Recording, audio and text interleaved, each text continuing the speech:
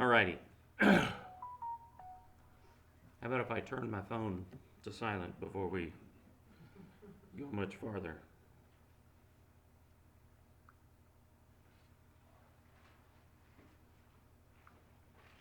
There we go.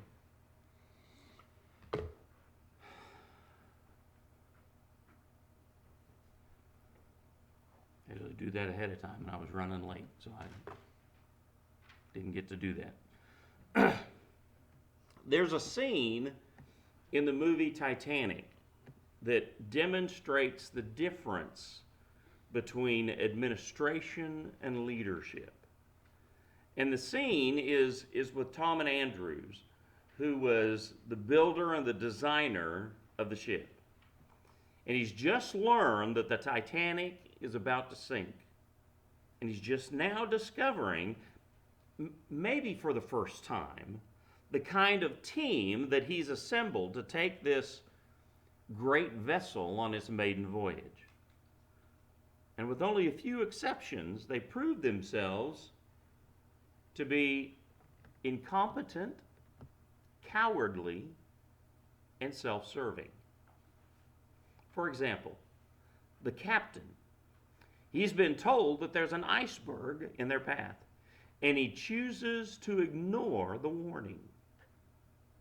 Bruce Ismay, the ship line's managing director, urges the captain to continue at full speed ahead in spite of the danger so that they can arrive in New York ahead of schedule, and that way he can look like a hero. His bad advice certainly contributed to the disaster. And yet, while hundreds of women and children were dying, he managed to find his way into a lifeboat.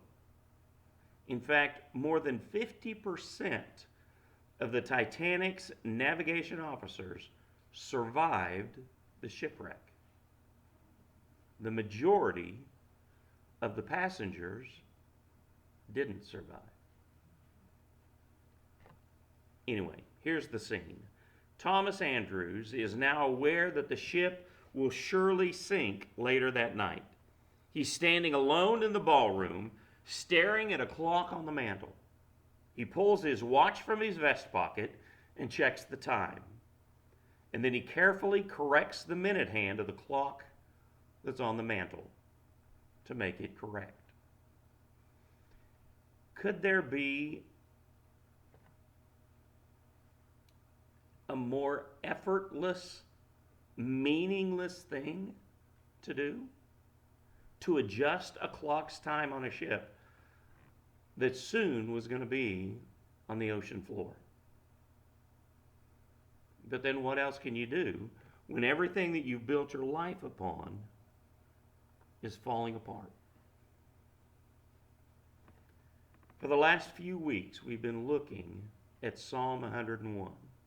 We've been talking about living a life on purpose with purpose. We've talked about the mission statement that David created in this psalm, in which he determined that this is what my life will be about. This is what I stand for. This is what I stand against. This is what I will do, and these are the things that I will never do. Last week, we looked at and talked about our need to eliminate certain toxic elements from our lives. Toxic goals and ambitions, toxic attitudes and conversations, and even toxic relationship with those who really add nothing good to our lives. Tonight, I want us to look at and talk about some of the non-toxic elements that we can find. Life-affirming, life-defining, life-building priorities that we need to add at every opportunity that we can.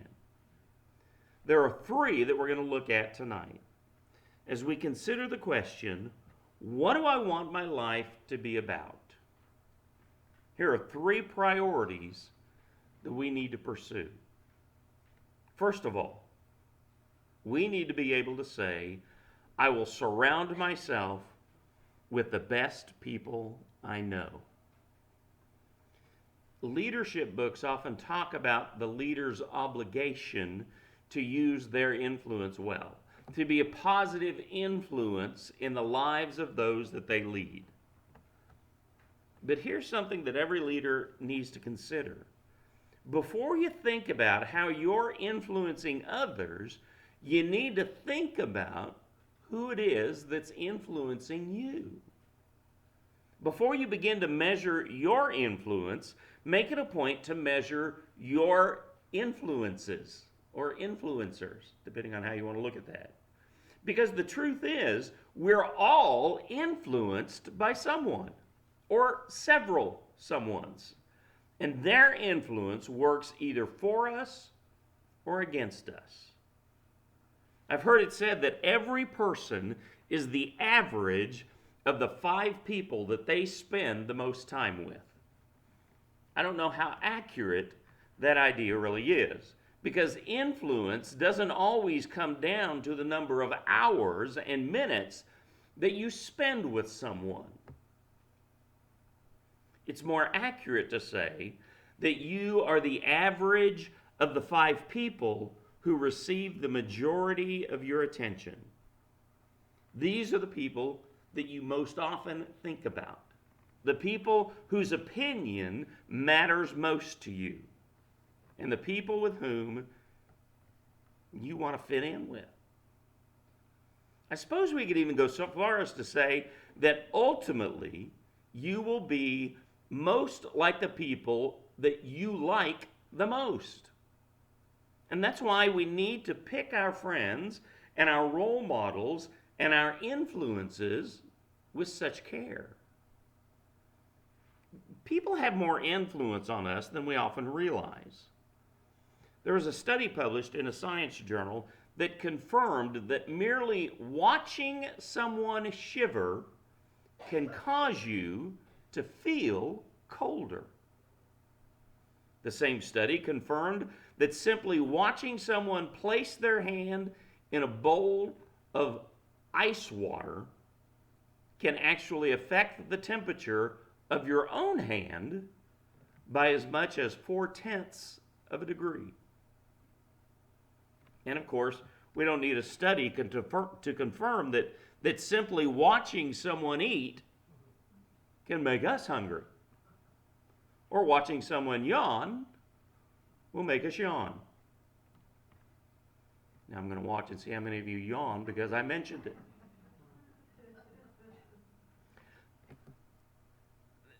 This is how we're influenced by others and by what others do. And this is why we need to make sure that we surround ourselves with those who have a healthy, uplifting outlook on life. Even if we aren't able to spend as much time with them as we would like, we need to let these good people be the ones who influence what we say and what we do. Listen to what David says in Psalm 101, verse 6. Again, this is out of the Holman initially. It says, "My eyes favor the faithful of the land, so that they may sit down with me. The one who follows the way of integrity may serve me." Now, let me read this out of the Contemporary English Version. It says, "I will find trustworthy people to serve as my advisors. Only an honest person will serve as an official." That makes a little more sense than that first one. He's saying, this is who I will spend my time with, and this is who I will work with. We don't always get to decide who we have to work with or who we spend time with, but we do get to choose whose attitude will shape our own outlook on life. This applies to who we follow on social media, whose books we read, and whose podcasts we listen to. It also applies to who we go to dinner with and watch games with and pass our spare time with. As much as it's possible, we need to surround ourselves with those whose attitudes reflect the attitude that we want to bring to other people. Influence doesn't always come down to the hours and the minutes that you spend with someone.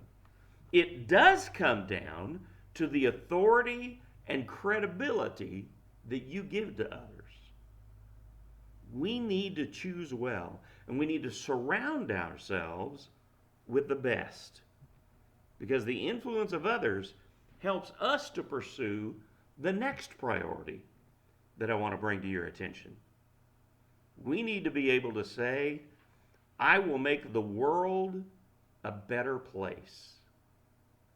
Now, that may actually sound like something that a contestant for Miss America would probably say, but it's the mission that God has laid out for each one of us. That's what we all should want. And here's how this mission played out for David. As king of Israel, he was also the chief magistrate. And it was his job to administer justice each day in a court session that was held near the city gates. And here, in his statement purpose, he declares that he will do his job. And he declares it rather forcefully, especially in the King James Version. Look at verse 8 and what it says. This is in the King James. It says, every morning I will destroy all the wicked of the land, eliminating all the evildoers from the Lord's city. Destroying the wicked sounds a little brutal, doesn't it?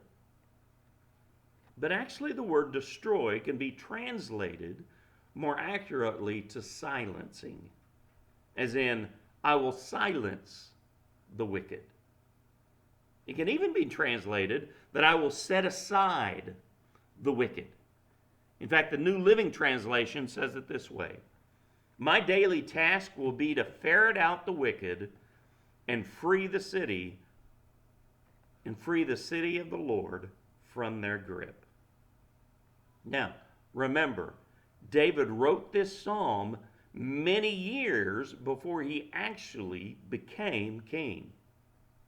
He wrote this psalm after seeing all that Saul was doing wrong in leading the people as the king. So David is saying, in effect, I'm going to ensure that the law has set its course against the lawless. I'm not going to allow the innocent to live in fear while the guilty run free. I will be diligent in bringing reform to the nation. That was David's way of doing his job. And by doing his job, he was making the world a better place. Now, you and I, we're not the king. We aren't the chief justice. And we don't hold court every day. It may feel like it sometimes. But we do have a job to do and a calling to pursue. And our faithfulness to this task can make our little corner of the world a better place. Bill Haber used to be one of the most powerful men in Hollywood. For 30 years, he and two other men started and ran Creative Artists Agency. It was a talent agency that could make or break the careers of movie stars. And he did his job very well. Then in 1995, when his two partners at Creative Arts left to run major studios, Haber decided to take on a new job as well. Not in Hollywood, but with an international relief organization called Save the Children. He spent the final years of his professional life supervising over 4,000 employees in 41 countries. He left behind the glitz and the glamour of Hollywood for the day in, day out realities of starving kids. Now, why in the world would he make such a drastic change? He said simply, You only live once. And I wanted to work with children. He realized that wealth and power weren't all that they were cracked up to be. And when confronted with the chance to make a lasting difference in people's lives, in children's lives, he decided that he couldn't let the opportunity pass. Amazingly, Haber said that nobody in Hollywood called him crazy for doing what he did. In fact, he said many of his movie business friends said, I wish I could do that too. That's because many times people who have experienced the most success are often the first ones to realize that success alone is never enough. Doing what Bill Haber did isn't nearly as hard as it might seem. Now, you may not have the chance to be the CEO of an international organization, but you can sponsor a child through a variety of nonprofit organizations like World Vision or Compassion International. You can also find ways to help those who are in need right around you. You can give a car ride or make a call or send a card to someone that you know. And this small effort can lead to something much greater than a career. It can lead to the discovery of your mission. Or it can lead to making a huge positive impact on the life of someone who needs to feel the love of Christ in their lives. What if you were to begin tomorrow morning by saying, today I will make the world a better place for someone. I will bring a moment of joy or encouragement or comfort into someone's life. I'm not going to be that toxic person who talks bad about others and practices deceit.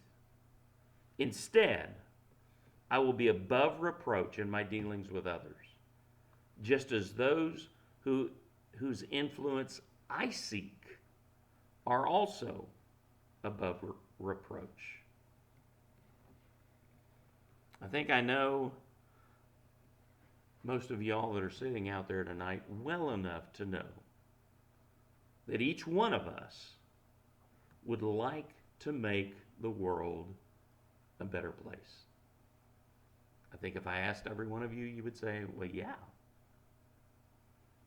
Nearly everyone wants to make the world a better place, at least in theory. But King David includes one key phrase. In verse 8, he says something that makes all the difference in the world for those who have good intentions. So what does he say? Let me read that verse again. Verse 8. This is from the Contemporary English Version. It says, my daily task will be to ferret out the wicked and free the city of the Lord from their grip. And that key phrase in there is my daily task. He wanted to do these things on a daily basis. I think King David woke up every day and said to himself, today, I want to do something that is going to make the world a better place. And we need to do that as well. And that leads us to the next priority that we need to pursue. We each need to say, I will pursue my purpose each and every day. Now, we're back to the same territory that we covered earlier in this series, in which I talked about building our lives on a foundation of praise, and I talked about the importance of making our relationship with God a morning by morning daily priority. For any lasting change to take place in our lives, for any significant impact to be made, it must be a daily endeavor. Earlier tonight, I was saying that you are the average of the 5 people who matter most to you. Here's another truth to consider. You are the average of the actions that you take every day. If every day you spend the day sitting in a chair eating pizza and ice cream and binge watching Netflix, your life will reflect the average of that behavior. On the other hand, if every day you get out and walk and you keep yourself busy and you do good for others, your life will reflect the average of that behavior as well. That applies to how you spend your time and what you watch and read and how you speak to those who are around you. Of all the actions that you take during the day, your life will average out to the most frequently repeated actions. That could be scary, couldn't it? But that's why living your life on purpose must be a daily endeavor. Because as author Annie Dillard has said, how we spend our days is how we spend our lives. So this is the question you should ask yourself tomorrow. What will I do today to make my life the best that it can be? The Titanic story remains compelling after all these years because of the tragedy that it represents. Not only the lives lost, but the arrogance involved in its destruction. The greatest of all ships turned into the greatest of all disasters. Because a few men in leadership dropped the ball on their obligation to do what was right. It doesn't do any good to be labeled the best if you're not willing to do your best. And in this sense, we need to be obsessed with the idea of doing everything in the best way possible. We need to ask ourselves, to whom should I give authority in the way that I live my life? Who are the best people that I can bring into my circle? Which are the best objectives that I can pursue? Not just to make the world a better place for me, but to make the world a better place for others. And how can I pursue that priority today? Psalm 101 is David's manifesto. It offers a good guideline to follow as we make our own choices about what we want our lives to be from this point forward. We each have a doctrine that we live by. Some folks never write it out word for word and read it to themselves every morning. But we each have a personal purpose statement. I'll look out for number 1. I'll always take the easy way. I'll never correct my course. Or I will do the most good that I possibly can. I will put others first. I will seek to glorify God in all that I say and all that I do. We each have a belief that shapes the direction of our lives, the direction of every day that we live. Let's do our best to follow David's example and to make our statement of purpose as clearly defined as it can be. That this is what my life is about. This is what I stand for. This is what I stand against. This is what I will do, and this is what I will never do. So let's create a doctrine for ourselves on purpose so that we can live our lives with purpose. And let's make this statement of belief not only a lifelong objective, but a daily endeavor. Take out your prayer sheets.